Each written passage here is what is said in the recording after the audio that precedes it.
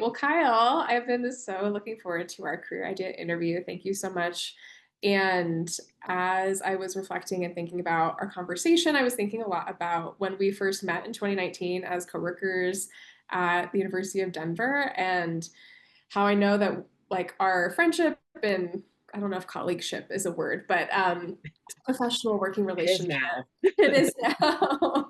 Um, but we really bonded initially over our mutual love for career theory, of, evidence-based practices. I know my business is CareerDork, and I just always remember feeling like you were always like a fellow career dork with me, that like I could like geek out about like, yeah, I found this new article, Kyle. Like, do you want to see it or like talk about it? But I know that as we got to know each other better over the last, gosh, 5, 6 years, we also started our own private practices, and, love to discuss kind of the marketing side, like how do we find clients? How do we build our businesses? And then we've also connected over, a sense of like intersections of career and spirituality and meditation and just kind of all the big picture meaning and purpose questions. So, one, I just appreciate you so much as a friend and a colleague, but I'm just Yeah. so excited to chat with you for our conversation today. And I'd love it if you could just introduce yourself and share what you want about your career background or non-work background. Yeah, for sure. And I echo so much that like having a fellow like career dork at work is just so great to be able to geek out on theory and geek out on, the different approaches to our practice. Yeah, so the brief background, and I'll just focus on my kind of my work journey because that is such a big part of my life, and I do often think about like okay, like work and life, like I don't see them very separate. They're so intertwined for me, but um, like I always tell people, I just kind of stumbled into like career services because when I graduated, it was tail end of the recession, well, one of the recessions us millennials have lived through. Um, Unfortunately. and I was going to career services a lot and I couldn't land like even like a bus driver job. Like I don't know why it was so difficult to just get a job after graduation. And I was working part-time at a Unitarian Universalist church, but I was trying to find something full-time. So going to career services, I started going to these like workshops um at a Unity church on like life purpose and career and stuff. And every time I go back and meet with my career counselor, I was like, I think I just want to keep doing this. Like this is interesting.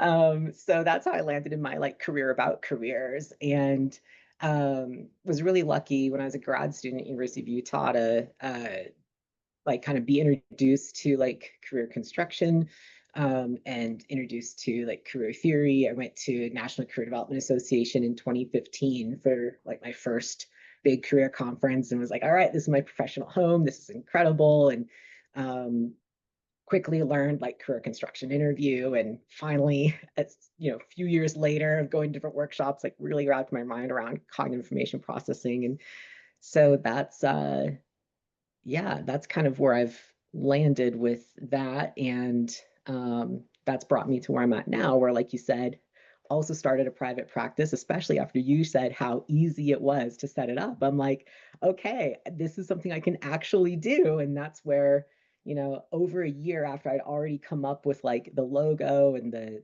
name and just kind of the approach, registered Pride in Your Path and opened that in 2021.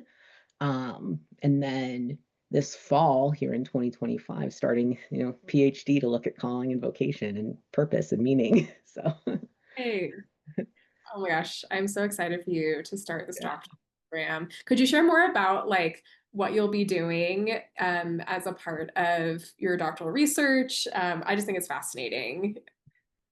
Yeah. I mean, I'd say like I don't know how much detail we can really go into at this point, but just that so like a lot of what I'll be doing over the next several years is working on a big project looking at college students and vocation, meaning, and purpose. And um, like some of the questions that I'm particularly interested in, and I hope that we'll be able to explore with it, are things like, like when someone is in college, how we help them, better foster that uh, kind of that approach to the big questions, right? Like really discerning, like how does one's values and meaning sense of purpose like overlap with those career goals. They don't have to be separate things. A job doesn't have to be just a job.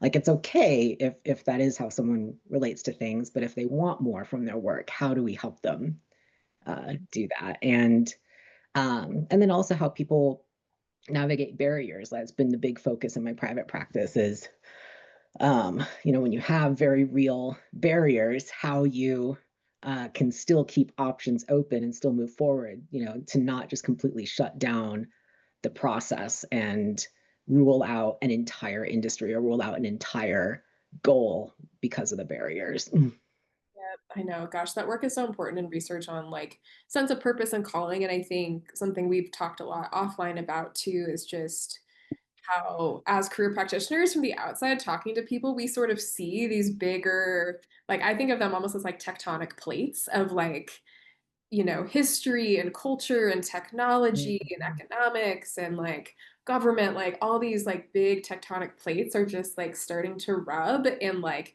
create new mountains and create new valleys. And it's like, it's a totally new landscape, like almost like physically. Um, Mhm. and so I know it's really important the work you'll be doing and are doing. And again, you've had so many different perspectives on career from like the academic side, from, just like our own lived experience, from, private practice. But like what for you is, an idea around career that you wish more people knew about, that you wish like if I could put up a billboard and like tell people one thing, like what would be the thing that you would want to spread like wildfire if you could? Oh my gosh, the one thing. I do think that it is going to be that idea of agency. Because so like especially like with my private practice and with some of the work I've done around um career decision making, working with people who are experiencing barriers is like, how do you reclaim that control? How do you reclaim, like, okay, all these things are happening around me? And most people can relate to that right now because, like you said, these tectonic plates are starting to shift. We're seeing, posts on LinkedIn, posts on, I mean, even on uh, on the news and stuff, people are starting to talk about like, okay, how many jobs are going to be replaced by AI? Um, I saw someone say that within 2 years, you're going to see like this new, almost, how did he put it? Like a white collar populism or something is going to emerge because there's going to be so many people um, affected by layoffs and their jobs changing and trying to find where do I fit in this new economic situation, this new way of working. And so when so much is uncertain and out of our control, how do we reclaim it, right? And that's where, for me, like being able to lean into like the cognitive approaches to say, how am I talking to myself? What are the thoughts I'm having about my career? How am I framing my career search to myself? Am I just saying, oh, it's hopeless, I'll never find anything? Nowhere is inclusive enough anymore.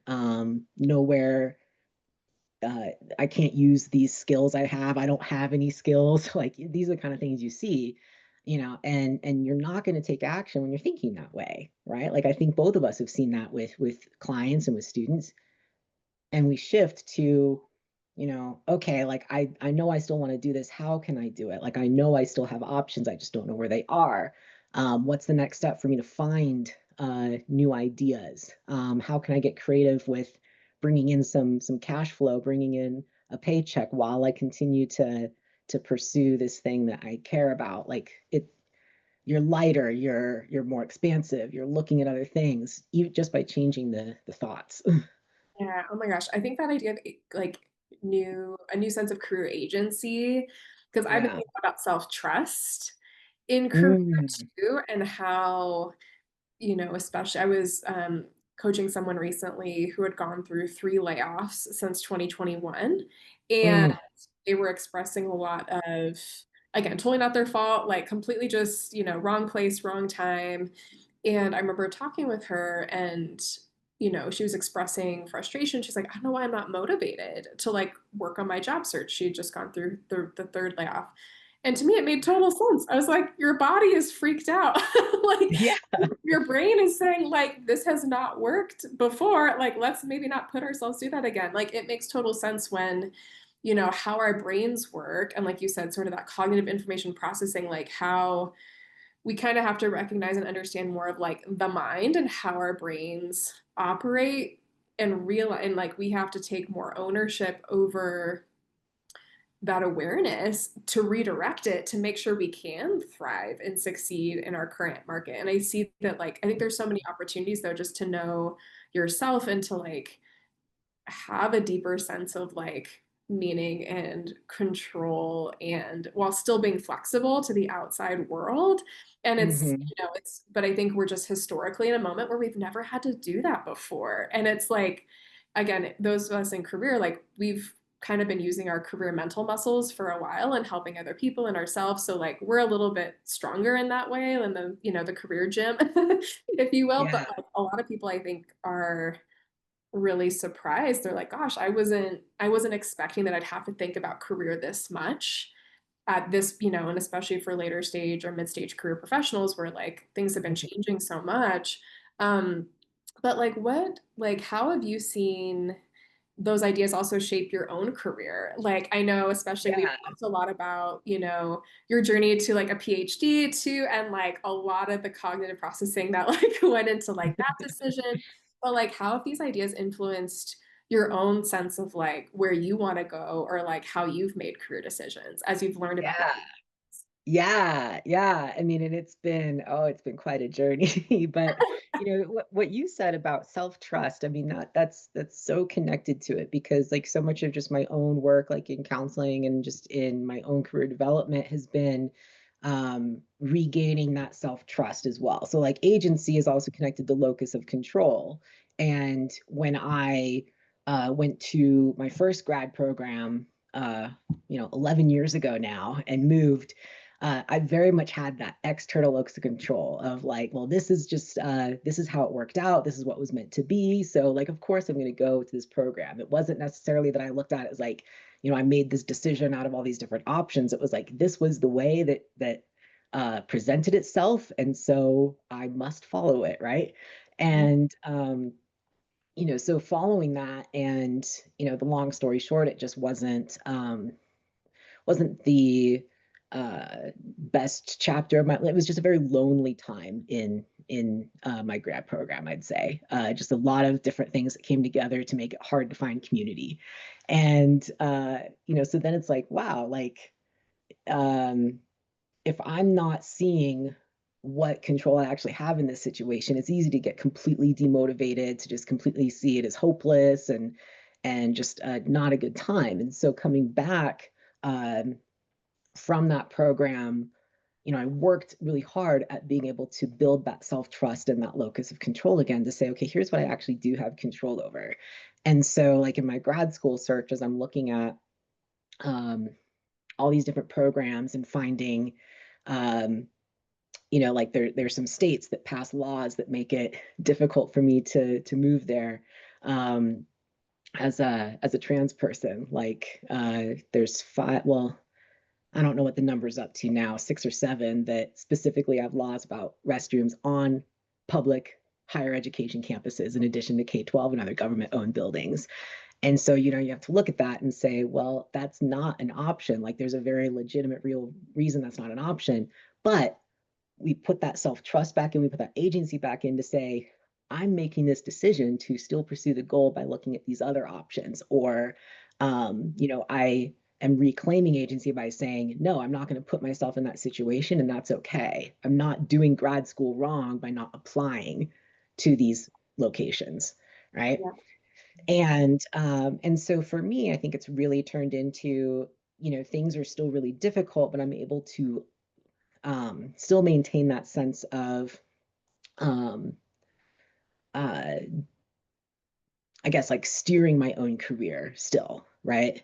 And years ago, I'd even made a chart that was like, okay, if I don't become an academic, what are the other ways that I can still implement these ideas? I can still do this kind of work. And I had like four or five different routes that I could follow, none of which were academic. A couple of them were like business related, a couple of them were still working within another organization, like in higher ed or in a nonprofit. And if I had not stepped into that space of saying, okay, what are the options?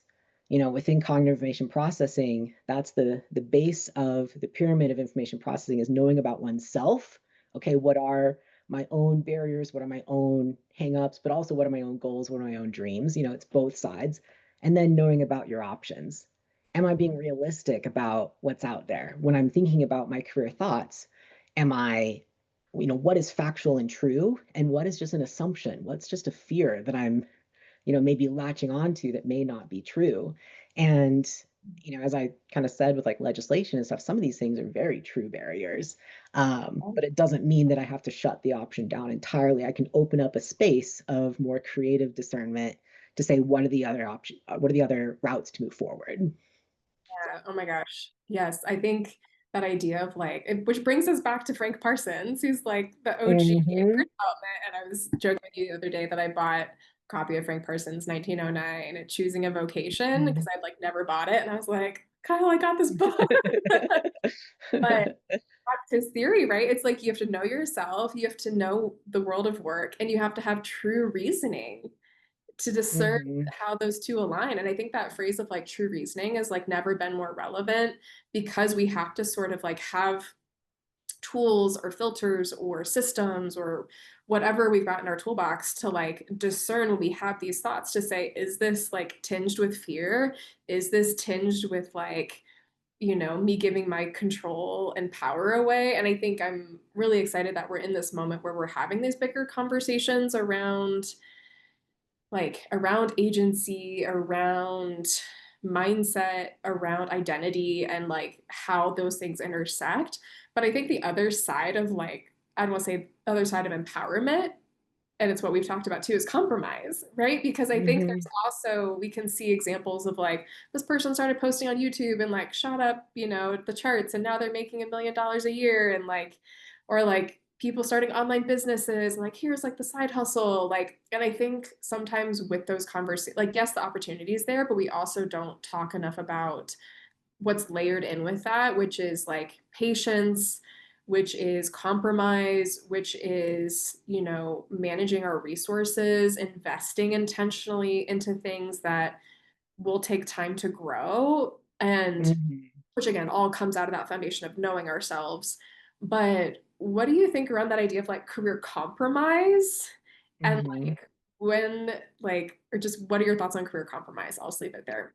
Yeah, yeah. Well, and it's interesting because compromise is this theme that I kind of have always been engaging in, but I like literally have this note I wrote to myself like a year and a half, 2 years ago that was like, oh, compromise is what I've been looking at this whole time. Like it just, I, as much as I used the word, it didn't quite click that like that's like kind of this theme of like, how do you compromise, but not compromise on like your values or not like put yourself in a situation that just really isn't good for you. Like where do you draw that line where you're still feeling empowered, you're still having agency, but maybe you're not getting 100% what you wanted. Maybe it's not exactly how you thought it was going to turn out.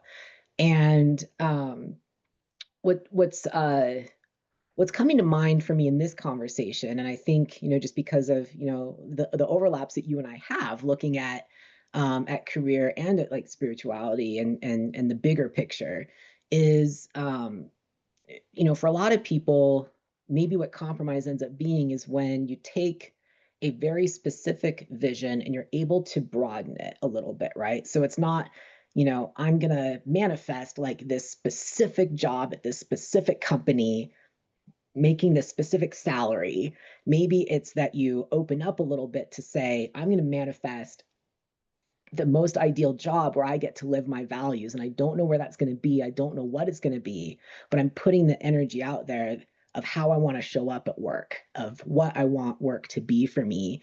And that's going to, whether it's a spiritual thing or not, maybe it is just that cognitive process of being able to open yourself up to look at other opportunities instead of saying, nope, I'm focused on the big four firms and I'm not going to even look at anything else.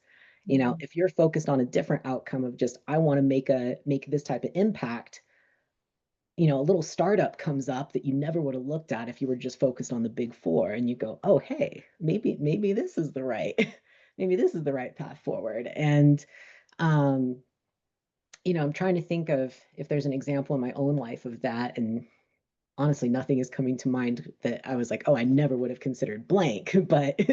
Um, but I think there is that openness to other routes and other possibilities that can come up when you're able to change what is that specific goal you're focused on, and recognize for yourself, what am I willing to do differently than I imagined before? What am I willing to say, okay, it's not what I wanted, but it's going to help me get something I want more, or it's going to still be aligned to the big picture of where I'm trying to end up. Yeah, it's playing the long game. You know, it's Yeah. like we're playing the long game as opposed to the short game of like short-term gains for sacrificing long-term alignment or, misalignment with values, as you said. And gosh, there's so much I could like talk on with all of that. It's just like it's Yeah. so important. But I love that vision, or like I'm like super visual myself. So like I love that idea of just like opening up the aperture of like compromise not being, how do I still have the same focus, but like I'm widening the definition of how I could achieve that specific vision, and knowing Hmm. that I intentionally claim flexibility of like whether that's pay or location, or there could be so many ways in which we're flexible and adaptable to say these will help. I've heard the phrase like directionally correct, like I'm directionally correct and like moving toward the direction of my goal, but I'm remaining flexible to like how that actually plays out. And it reminds me too of, a lot in career development, and especially individual coaching or constant conversations, like people constantly are bringing up feeling words. Like, I feel disrespected at work. I feel stuck, is what I hear a lot. I feel hopeless. I feel, I feel. And, Hmm. and then people want, like, all right, so give me a resume template.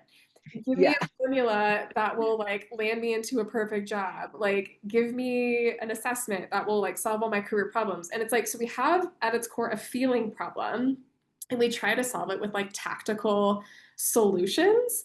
And it's just Hmm. like we're trying to like solve with the wrong type of tool. And so I think that's why, I think mental health and like in career is important and needed in our current moment, because it's like as we move further into like the AI age and technology, like the tactical tools are getting smarter, and so we think it's going to solve those other problems, but it's really just sort of like exposing them more. I think it's Hmm. like we've never had Hmm. more information than we do at the current moment. Like if I was like, I want a career change and go be X, like I could go to, AI right now and like get a detailed plan, but like that's not actually the Yeah. problem. It's like, does that align with my values? Like that's something that only I can answer, and like what compromises I'm willing to make to achieve that goal are only something I can answer. Um, and so yeah, it's just such a fascinating in like relationship between like identity, information, our Hmm. emotions, and just like our sense of control and compromise. Hmm. Hmm. Yeah, it's definitely like all these big shifts are opening up really, really big picture questions for people. And it's interesting to see the different directions they're going. Like some like just a little thing I've been thinking about with like all the AI advancements is you're starting to see the conversations of like, okay, like which jobs are AI going to replace? Okay, well then what jobs can those people do? And then there's only a few people saying, hold on, wasn't AI supposed to like help us work less? Like, but then the question becomes, what do you do when you're not working? And I am encouraged to see more mainstream conversations happening around that. Like, um, so there's a book that I'm in the middle of reading right now called Moral Ambition, that when I saw the author Rutger Bregman interviewed on like Jon Stewart and a couple other shows, like um, he's pointing at, okay, these moral questions, these meaning questions, and when you have the positionality, you have enough space, like economically in your life, enough the education in to um, the privileges to be able to make more decisions, because not everyone has the privilege to make decisions between, oh, here's all the different things I want to do. A lot of people still are in a position of saying, I just need to be able to put food on the table. So the people who are in a better economic situation to say, maybe I can take a cut, maybe I can move somewhere else, maybe I can um, put in some more flexibility and some sacrifice in my own life. Um, Giving them some tools to start to think, okay, this next jump, it's not just about the title, it's not just about the paycheck, it's about what's the impact I want to make. And seeing that in a enter a more mainstream conversation because of AI, because of just some of the other shifts going on in our world is it's I'm looking at it through a hopeful lens. I'm really optimistic overall, but if nothing else, just interesting to see how many people are going to latch onto that and say, "Hey, this is the time to really look at how we can use our work for a positive impact and find that meaning in our own lives."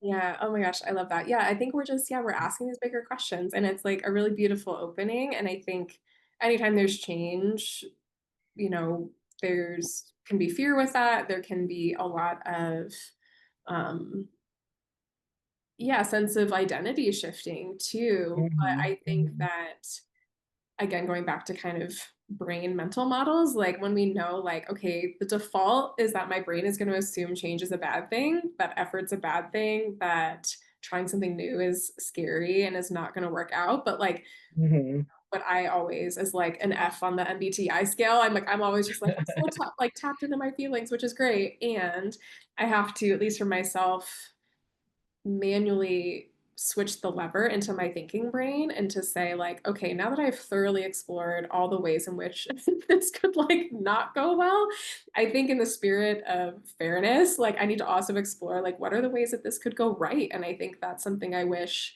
more people put some thought into is like when Mhm, they're like feeling that call to like take a courageous career action, whatever that looks like for them, whether that's moving or like going to grad school or, you know, whatever their a career change, whatever that looks like. I just wish more people would say like, what if it actually is like a smashing success? Or I think it's Tim Ferriss that talks a lot about in his fear setting exercise. He's like, what's the benefits of even an attempted success? Like, what if it's not even mhm, this big grand success, but like how would I grow as a person if I just tried to post videos on YouTube? Like, what would that require of me in mhm, order to like to do that thing or to take that action? And I think that's where for me, I'm a huge advocate of people starting their own businesses now, not only just because of the potential financial upside or, you know, flexibility, but I've never felt like I've grown so much as through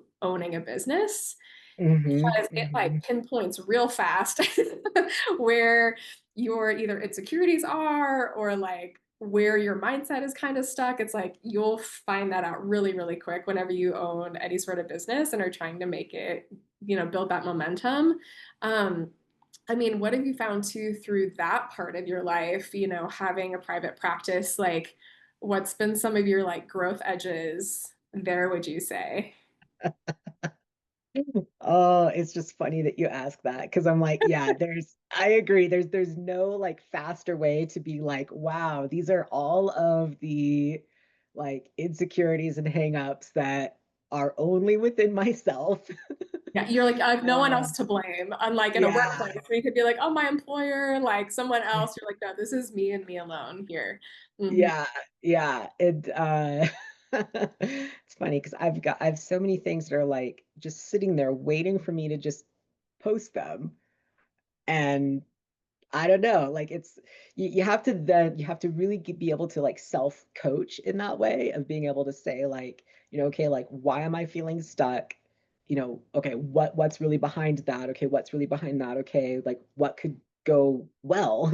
And being able to really combat that mindset that just constantly goes to like, okay, but what if, someone judges me? What if people really care? Oh my god, what if people don't care? What if people like don't pay attention? Right, like it just constantly happens. And so something I talk about a lot, like when talking about like mindset and changing negative career thoughts to positive career thoughts, or even just unhelpful to helpful thoughts. What's another one I saw recently? Facilitative is another way to think about it. Like, it doesn't have to be positive thinking, but even just facilitative thinking. What is that expansive opening way of thinking? um, I often explain to people, evolutionarily, it makes sense that we're paying attention to the bad stuff, right? Like we need to know the dangers around us. So that's why our brains can quickly pick up on it.